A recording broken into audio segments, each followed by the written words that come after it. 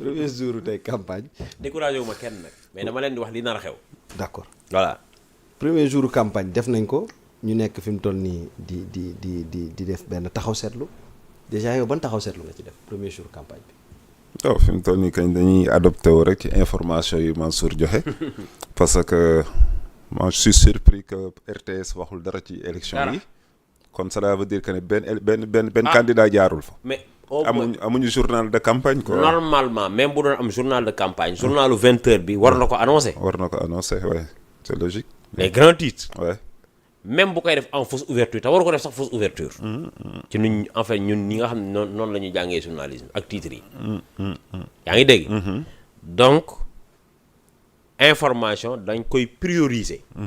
mais mënoo ñëw ne campagne électorale passation de service à la primature mooy priorité ci kaw campagne électorale la ñu wax ne dëgg. xel nangu ko. non mais attendez man moom rek laa doon xaar. waaw dafa mel ni Sénégal ñun. non mais sunu RTS bi dañ ko hypnotiser quoi. semaine bi lu doy waar moo nar a xew ci réew mi.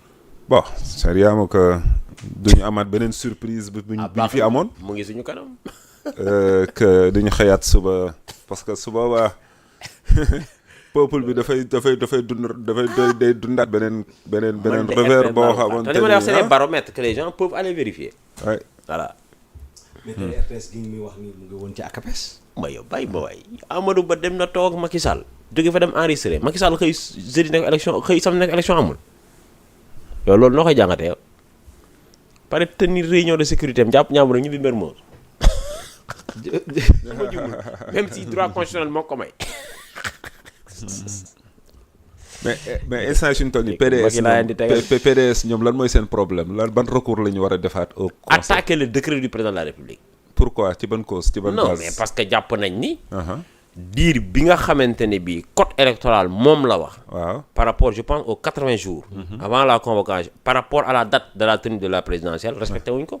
même si am na considérant dama koo jàppatul dama xamul bu 14 wala bu 15 mais am na considérant conseil constitutionnel boo xamante ne bii pour certains juristes réglé na ko mais PDS politique lay def. PDS politique lay def te PDS li muy def yëpp non ñëpp xam nañ ni. président nekk ci ginnaaw xanaa dañ koy wax parce que ça c'est connu ça. ah donc cela veut dire que y a une coalition Benno Bokk Yaakaar ak PDS. non c'est un troïka. ñett lañu ñett le parti troïka socialiste y a le taxawu. nga taxaw y a Wallu et y a Benno Bokk Yaakaar. boo waxee troïka tu parles du communisme. waay. boo waxee troïka da ngay wax trotskiste. wax le président mooy ñoo xamante ne bu ñu la waxee dañuy dem Saint-Louis. Sédhiou la ñuy fanaan.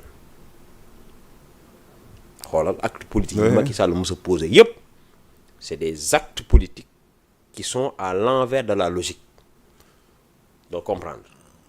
donc ça se prouve que ñoom ils sont tous menacés politiquement bu fekkee ni pouvoir bi dafa dem ci loxo opposition bi ñoom ñëpp dañuy dem retraite voilà donc problème bi fi mu nekk nii mooy bu wala naa la bàyyi nga ko. non demal boobu. fi mu nekk nii mooy amoo candidat. te bëggoo nguur gi daanu ci loxo opposition bi yow dama lay laaj wax naa la ko fii sawaay am na ñu ne Amadou Ba génneegul xaalis bi mu war a génne pour dem campagne mais est-ce que Amadou Ba moo war a génne xaalis parce que moom il est investi par un président de parti et un président de coalition ba pare dafa am mais sëñ bi nan ngay jëlee nit nga ne ko yow yaay sama président de coalition yow yaay sama candidat de coalition. De la présidence bi tu ne t'es pas déchargé de la présidence de la coalition ni de la présidence du parti qui est l'APR yaa ngi dégg te dégguma fenn keroog bi nga xam ne ñu ngi tabax permanence su APR au moins président wax na ministres yi ak DG yi nañu contribuer bii déggoo président fenn fu mu waxee les responsables haut placés yaa ngi dégg comme au minimum placé nañ contribuer te loolu dafa waroon am. non siisu bi moom feeñ na moom ci côté. yaa ngi dégg xaalisu campagne à ma connaissance Farba Ngom moo ko yor. yëgguma fenn fu ko président joxe instruction. mais Mansour loolu warul mën a tax tamit ñun. non dama lay wax ay détails laa lay wax. sëñ bi ku mën a taxaw ne élection amatul sëñ bi ay yii nii naan campagne sa yoon nekku ci. sëñ bi koo xamante ne yow da ngaa xëy bés ne élection amul. yaa ngi dégg. yow crise bi ngay wax loolu Mermoz rek la am crise bi ci Sénégal di yaatu yëpp Mermoz rek moo amoon crise te crise bi yow ci sa ëtt la amee kooku bu mu la bett mu xëyaat ne voilà léegi décret bi ma jëloon te yow bi ngay jël décret bi xam nga ko de. maanaam mardi bu kenn génn fii taxaw wala mercredi wala jeudi ne non parce que cour suprême dañu attaqué décret bi léegi décret bi légalatul te yow bi nga koy jël xam nga bu baax li nga jël.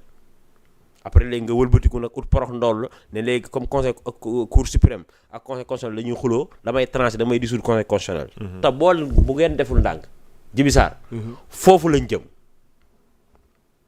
waaw parce que il va se dire il est la clé de voûte des institutions léegi institutions yi ñu ngi xuloo et cetera je vais trancher. tas conseil constitutionnel. mais fi kenn xuloo fi Mansour. waaw crise dafa am. dara amul. waaw moom créé na crise boppam. dàq le 25. Ndiasse mën nga continuer. non moom koy. Ndiasse ci lan la waa ji ban non xanaa na xëy na man sax bëgguma wax yebee wuñ ñu toog ba heure bi ñun ñu démarrer campagne ñu naan ñu ay élection doo am déedéet xanaa nag xel warul xalaat lii de. to xam nga fi mu toll nii man bu fekkee damay analyser li Mansour wax du ma wax président mais damay wax universitaires yi jàngkatu droit yeeg jàngkatu loi yi. parce que tamit bëgg nañ ok ñoom mën nañ jàng lu leen neex mais bu ñuy wax nañu wax olof ñu mu leer ñu nañ quoi parce que élection moom affaire peuple bi la peuple bi ñoo ko moom quoi. déjà Macky Sall la fois passée jour de campagne bi mu arrêté à 10 heures de l'ouverture kooku def ko benn politicien. peuple bi la ko defoon quoi. léegi peuple bi bon ñi nga xamante ni ñoom ñoo censé représenter leen bu ñu defee seeni effort dem conseil constitutionnel déposer seen recours ba conseil constitutionnel jàpp date. Le président Macky Sall daal di wëlbatiku jàppaat datu boppam. pour wane ni par orgueil parce que defu ko parce que date bi conseil jàpp baaxul. parce que date bi conseil jàpp moo gën a baax parce que ça respecte les 21 jours de campagne. mais toujours il va avoir le dernier parole. comme ni mu ko waxee woon ci dialogue ba date bi maa ko moom man maa koy décider bu ma ko décider ku mu neex ak ku mu neexul da nga ciy adhéré wu. jàpp na date wàññi na jour de campagne yi comme ni mu ñu defoon ci inscription ci liste électorale yi. def ko 1 mois toujours mi ngi wane benn mbir boo xamante ni dañ ko dénk mu jël ko comme moo ko moomal boppam léegi nag ce qui est clair mooy que ça se voit que ni parti socialiste parti démocratique sénégalais Benno Bokk Yaakaar ak ñi ci bokk ñëpp seen coalition boobu bis bu élection yi pouvoir bi demee ci loxo opposition bi ñoom ñëpp dañuy dem retraite parce que Sénégal muy dugg ci beneen phase boo xamante ni vraiment dañuy fori quoi. peut-être que loolu la ñuy bañ parce que instance yu ñu toll nii ñoom ñett ñooñu comme ni ñu ko waxee mën nañ leen xool comme benn parti ñuy symboliser système bi léegi bu fekkee ni pouvoir bi dafa war a jóge ñoom seen loxo système bi dem ci loxo opposition bi Sénégal day dugg ci beneen phase boo xamante ni moo gën a intéressant quoi tu vois donc mën nañu comprendre ñoom seen agitation yi nga xamante ni ñoom moom la ñuy def yëpp quoi mën nañ ko comprendre. mais nag je ne pense pas que cette fois-ci vraiment yabee nañ peuple bi yabaay boo xamante ni dañu arrêté waat élection yi une deuxième fois parce que à la fin ñoom rek nekkuñ ci dëkk bi quoi.